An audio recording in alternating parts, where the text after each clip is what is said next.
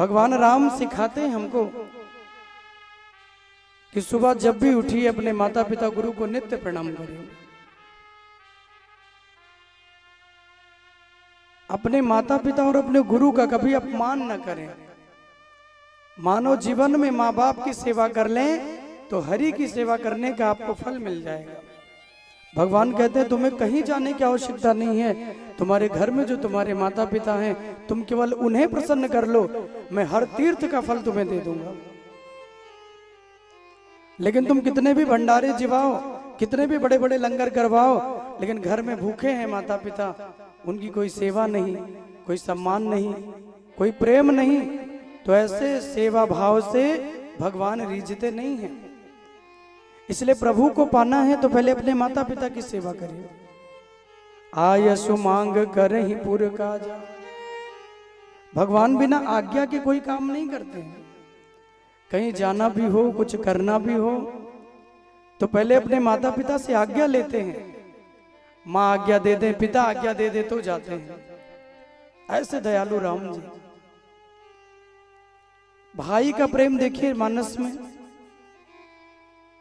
भरत के लिए राम का प्रेम की माँ ने कहा कि 14 वर्षों के लिए वन जाना पड़ेगा और मेरा पुत्र भरत राजगद्दी पे बैठेगा।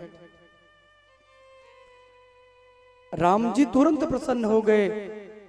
हे माँ, मैं तो भरत को बहुत प्रेम करता हूं, भरत राजा बने इससे बड़ा सौभाग्य मेरे लिए और क्या होगा। जिन भरत के लिए राम अवध को छोड़ के वन की यात्रा पे चले गए, तो क्या भरत जी ने राज्य को स्वीकार किया? भारत आए तो भरत ने माँ को बहुत दुर्वचन कहे और कहते इतना विष तो सर्पों में नहीं होता, विष वाले जंतुओं में इतना विष नहीं होता माँ, जितना विष भैया राम के लिए आपके मन में है। अरे राम तो ऐसे हैं, जिन रास्तों से राम जी वन की यात्रा में जाते हैं ना, तो राम के दर्शनों के लिए जो सर्प हैं, जो भिक्षु हैं, वो अपने दांतों को तोड़ देते हैं कि हम राम का दर्शन करेंगे, विष युक्त होकर नहीं, बिना विष के दर्शन करेंगे। क्योंकि किसी ने कहा कि ये मानव हैं और अगर इनके सामने जाओगे, सर्प बन के भिक्षु बन के गए तो ये मार देंगे। तो सर्पों ने कहा कैसे दर्शन होगा? बोले अपने जहर के डंक को, दांतों को तोड़ लो। तो पत्थरों पे अपने मुख को मार मार के उन भिक्षुओं ने, उन सर्पों ने अपने विष को समाप्त किया है। तो विष वाले भी बिना विष के भगवान राम का दर्शन करते हैं माँ। और भैया राम के लिए तुम्हारे मन में इतना विष भरा है। भरत ने राज्य को स्वीकार नहीं किया। पिता की अंतिम क्रिया की। गुरुदेव ने कहा कि भरत, अब तुम्हारा ये सबसे बड़ा कर्तव्य है कि जब तक राम लौट के नहीं आते तुम राजगद्दी पर बैठो, प्रजा का पालन करो। भरत जी ने कहा कि गुरुजी कैसी बातें कर रहे हैं, मैं भैया राम को मनाने के लिए जाऊंगा और उन्हें मना के ले आऊंगा। गुरुदेव ने कहा कि नहीं भरत, राम 14 वर्षों के बाद ही लौटेंगे, तुम यहीं अपना राज्य करो। भरत जी कहते मुझे राज्य की लालसा नहीं है, और मैं तो इतना पापी हूं कि मेरी माँ ने मेरा नाम राज सिंहासन के लिए ले लिया, तो मेरे भैया राम 14 वर्षों के लिए मुझसे दूर हो गए। अब अगर गुरुजी आपने मुझे सिंहासन पे बिठा दिया तो अयोध्या का सिंहासन रसातल में चला जाएगा। भरत जी कहते मैं तो अभागा हूं। जिन भरत के नाम ने रघुनंदन राम को 14 वर्षों के लिए अवध से दूर कर दिया, हे माँ, अगर तुम उस भरत को राजगद्दी पर बिठाओगी या गुरु जी आपने मुझे सिंहासन दिया तो अवध का सिंहासन धरती में समा जाएगा। भरत जी कहते मैं पापी हूं, मैं अभागा हूं। जिनके लिए भगवान को बन जाना पड़े, उससे बड़ा अभागा कौन होगा। गुरु जी कहते धन्य हो भरत, अर्थ न धर्म न काम रुचि, और गति न चाहूं निर्वाण, जन्म जन्म रति राम पद, यह वरदान नयान। अर्थ धर्म काम, भरत जी कहते मुझे किसी की लालसा नहीं है, मुझे केवल भैया राम के दर्शनों की लालसा है। इतने सुकोमल मेरे भैया राम वन की इतनी कठिन यात्रा कर रहे होंगे, गुरुजी ये राज्य सिंहासन लेके चलिए, जहां राम मिलेंगे उसी समय, देर नहीं करूंगा। क्योंकि पिता ने कहा कि कल राम को राजा बनाएंगे। गुरुजी ने कहा आज ही बना दो, कल नहीं आएगा। बोले नहीं, कल बनाएंगे। इतना बड़ा उत्सव होगा, आज कैसे कर दे। शुभ अगर कोई काम करना हो तो शुभम शीघ्रम, शुभ काम को जल्दी कर लिया जाए। किसी को मारना पीटना हो तो कल के लिए टाल दो। बोले कल मारेंगे, कल पकड़ेंगे, कल बंद करेंगे इनको, आज नहीं। दरोगा जी, लेकिन अब जो दुष्टता करेंगे तो बंद तो होंगे ही। बाहर किसी को कैसे छोड़ सकते हैं भाई। भगवान ने ही कहा कि ब्रह्म बंधुर न हंतव्य। भाई कोई ब्राह्मण हो, भक्त हो तो चलो एक बार उसे क्षमा भी कर दे, लेकिन जो आतताई हो, जो पापी हो, यानी जो बार बार पापों की पुनरावृत्ति करे, उसे नहीं छोड़ना चाहिए। भरत जी ने कहा कि आपने वादा कर दिया गुरुजी कि कल राम राजा बनेंगे, तो देखो भैया 14 वर्षों के लिए चले गए। एक दिन का वादा किया तो 14 वर्ष बीत गए, इसलिए अब नहीं, सिंहासन लेके चलूंगा और जहां राम मिलेंगे उनको वहीं दे दूंगा और वहीं उन्हें बिठा दूंगा। गुरुदेव ने कहा कि नहीं नहीं, सिंहासन की अपने कुछ मर्यादा है। तुम अगर मनाना चाहते हो भरत तो तुम मनाओ, लेकिन सिंहासन को यहीं रहने दो। जिन भरत के लिए भगवान वन चले गए, उन भरत ने भी राजगद्दी को नहीं स्वीकारा। वन की यात्रा में सब तो घोड़े पर, हाथी पर, पालकी में सवार हैं, लेकिन भरत जी सबसे पीछे नंगे पांव चलते हैं। और जहां जहां राम के चरण बिंदु मिलते हैं ना, भरत जी वहां धरती पे लेट जाते हैं, अपने प्रेम अश्रुओं को गिराते हुए भरत जी रोते हैं और बार बार अपनी माँ को कहते हैं, हे माँ, मेरे भैया राम को तुमने वन दिया, ये तुमने अच्छा नहीं किया। और कैकेयी को भरत ने कहा कि आज के बाद मैं कभी आपको मां नहीं कहूंगा। जरेव न जीभ मुख परेव न कीरा, भरत जी ने यह भी कहा, तुम्हारी जीवा भैया राम के लिए वन मांगते समय गल नहीं गई। जो स्वयं इतने सुकुमार हैं, इतने कोमल हैं, जो कोई कहे थे वो मान लेते हैं राम जी। निषाद राज जब मिले हैं ना और बताया कि राम जी यहीं कुश का आसन बना के लेटे थे, तो भरत जी वहीं भूमि पर लेट गए और भरत जी सारी रात वहां रोते हैं। सीता माँ के 2-4 बूंद जो अश्रु वहां गिरे थे राम जी के, कहते वो स्वर्ण के रूप में हो गए थे। निषाद राज ने कहा यहीं भगवान रात्रि विश्राम किए थे, और उस पूरे दृश्य को निषाद राज ने बताया। भगवान गंगा पार करके यहीं लेटे, कुश का आसन बनाया, अपने सुंदर केशों को भगवान ने जटाएं बनाई, बट वृक्ष के दूध लगाकर जटाएं बनाकर अपने हाथों का तकिया बना के मेरे प्रभु राम जो पूरी दुनिया के मालिक हैं, हे भरत, वो इसी धरती पर लेट गए।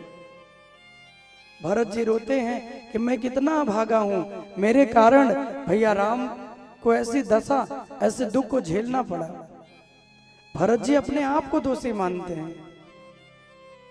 ढूंढते ढूंढते चित्रकूट पहुंचे हैं, लक्ष्मण को तो लगा कि युद्ध के लिए आ रहे हैं, लेकिन राम कहते हैं कि नहीं नहीं, दुनिया इधर से उधर हो जाए लेकिन भरत राज्य की कामना कर ले, ये संभव नहीं है। और भरत जी आए,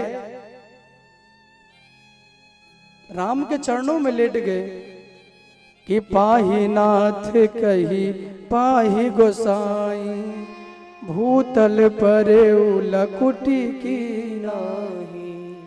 पाहि नाथ कही पाहि गोसाई, और भूतल परे लकुटी की नाही। दंड की तरह लेट गए राम जी के चरणों में, और भगवान दौड़े हैं और राम को झुकना पड़ा, और राम ने झुक के भरत को उठाया और भरत जी को हृदय से लगा लिया। बोले रामचंद्र भगवान की जय हो। कहते हैं भक्ति ऐसी हो कि जो भगवान को भी झुका दे। भरत जी चरणों में लेटे तो भगवान राम को झुक के भरत जी को उठाना पड़ा। भरत जी कहते भैया आप यहीं अपना राज्य आप चल के लो, आपकी जगह मैं वन चला जाता हूं। बड़ी सुंदर बातें हुई हैं। भगवान ने भरत को समझाया, भरत जी को लौटाया है। भरत जी ने कहा जाऊंगा प्रभु, लेकिन अपने कोई निशानी दे दी। जाऊंगा लेकिन कोई निशानी दीजिए। शीश पे खड़ा हूं और अखियों में पानी, हो राम भक्त ले चला रे राम की निशानी, हो राम भक्त ले चला रे राम की निशानी। हो शीश पे खड़ा हूं और अखियों में पानी, शीश पे खड़ा हूं और अखियों में पानी, राम भक्त ले चला रे राम की निशानी, हो राम भक्त ले चला रे राम की निशानी। उस खड़ाओं को, उस भगवान की चरण पादुका को भरत जी अपने मस्तक पर रखते हैं। पांवरी दीनी, भगवान ने ये कृपा कर दी जो मुझे चरण पादुका दी है। और भरत जी उस पादुका को लेकर लौटे हैं। अयोध्या के राज सिंहासन पे भगवान राम की चरण पादुका को रखा। और भरत जी स्वयं नंदीग्राम भरतकुंड देखे, आजकल योगी जी बड़ा विस्तार कर रहे हैं उसका। तो नंदीग्राम भरतकुंड में भरत जी आए, उस कुंड का नाम ही भरतकुंड कह दिया गया। भरतकुंड में आज भी भरत जी की गुफा है, अगर आप गए हो तो 14 फीट धरती के नीचे भरत जी ने गुफा बनाई। भारत का ये अपना भाव है कि जिन धरती पर मेरे भैया राम के चरण पड़े हैं, मैं इतना भागा हूं, उस धरती पर भी बैठने की योग्य नहीं हूं। इसलिए गुफा बनाकर धरती के नीचे भरत जी बैठे हैं। और राम से लौटते हुए कहा कि भैया अगर 14 वर्षों के बाद एक पल भी बीत गया और अगर आप नहीं आए तो भरत के प्राण नहीं बचेंगे। इसीलिए जब राम जी विजय करके लौटे तो पहले हनुमान जी को भेजा, बोले जाओ भरत जी को बता दो, कहीं ऐसा ना हो कि एक पल देर हो जाए तो भरत को मैं जानता हूं, भरत अपने प्राण त्याग देगा। लक्ष्मण के त्याग को देखिए, छोटे भाई का प्रेम। आजकल लोग थोड़ी थोड़ी चीजों के लिए भाई भाई आपस में लड़ जाते हैं, परिवार के लिए, जमीन के लिए, धन के लिए लोग आपस में विद्रोह करते हैं। लक्ष्मण जी को वन नहीं मिला, लेकिन भगवान राम की सेवा के लिए लक्ष्मण जी वन को गए। और 14 सालों तक लक्ष्मण जी बिना खाए, बिना सोए, बिना जल पिए, लक्ष्मण जी ने निद्रा को भी त्याग दिया। और एक टक वीरासन पे बैठ के लक्ष्मण ने भगवान राम की सेवा की।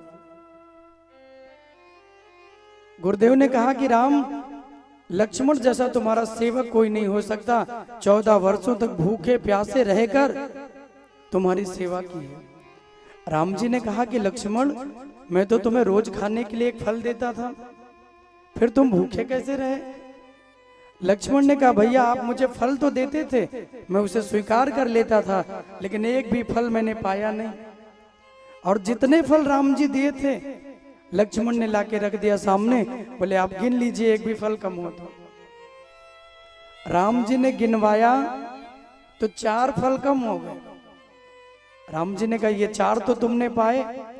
लक्ष्मण जी ने कहा नहीं भैया, शायद आप भूल रहे हो, 14 वर्षों में ये 4 दिन ऐसे हैं जिस दिन आपने मुझे कुछ खाने के लिए दिया ही नहीं।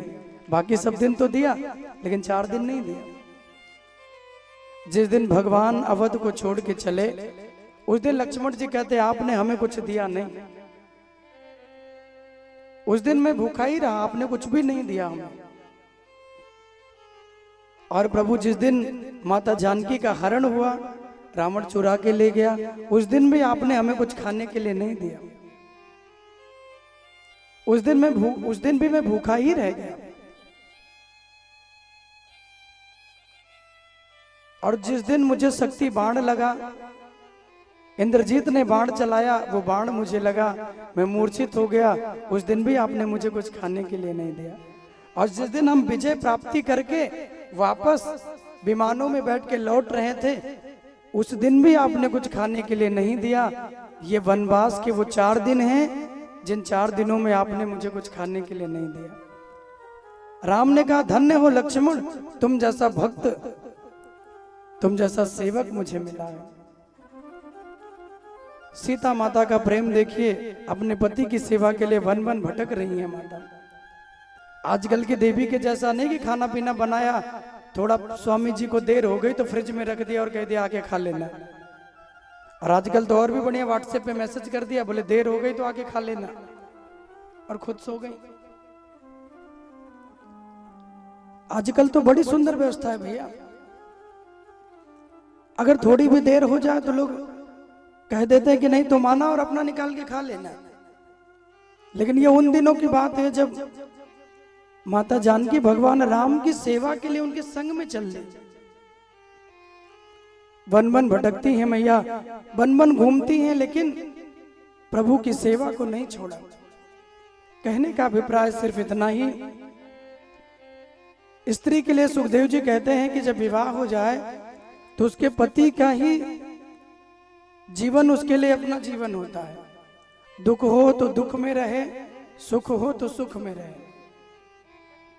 संपत्ति और विपत्ति दोनों स्थितियों में अपने स्वामी का संग देना चाहिए। जिय बिनु देह नदी बिन वारी, अवैसे हूँ नाथ पुरुष बिन नारी। जैसे शरीर कितना भी सुंदर हो, जानकी जी कहती हैं, लेकिन अगर उस शरीर में प्राण ना हो तो शरीर की सुंदरता बेकार है। हम कितने भी सुंदर हैं, अभी प्राण चला जाए तो क्या सुंदरता रहेगी? कोई भी नदी हो, लेकिन उस जलाशय से अगर किसी को जल न मिले तो वो जलाशय बेकार है। उसी प्रकार स्त्री का जीवन है, अपने स्वामी की सेवा में ही जीवन बीते। मानस हमें जीवन जीना सिखाती है, जीवन में त्याग कैसे है ये रामचरित मानस हमें सिखाती है। भरत जी का प्रेम, लक्ष्मण का प्रेम, जानकी मैया का प्रेम, जीवन में त्याग कैसा हो। राम जी की सुंदर ये जो रामचरित मानस है, ये हमारे जीवन को महोत्सव बनाती है, और श्रीमद् भागवत हमारी मृत्यु को महोत्सव बनाती है और आनंद